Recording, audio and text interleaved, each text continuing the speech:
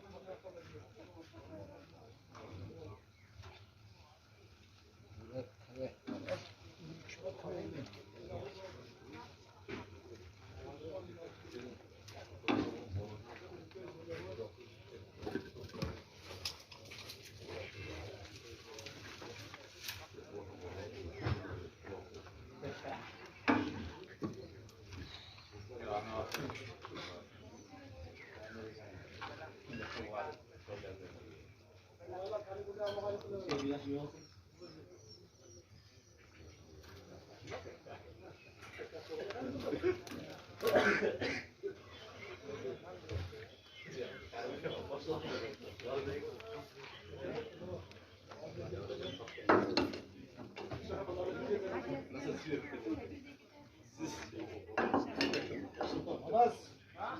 Mustafa Bey'den. Almasın var mı? Direkt bunu tutuyorsun.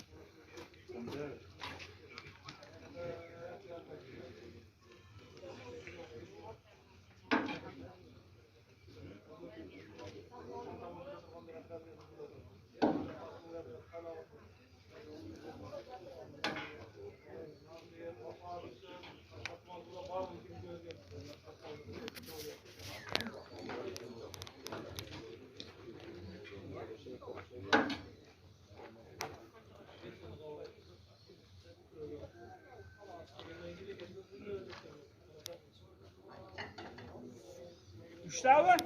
Üçteyden.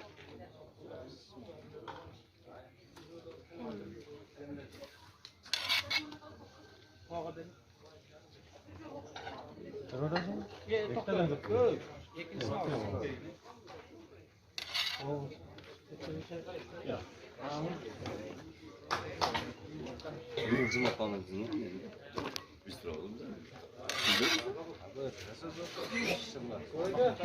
Konuşacağım saflarında hizmet var da. Safracı gezinde ha? Acemce de bana. Ha? Bistro var da laf koydu.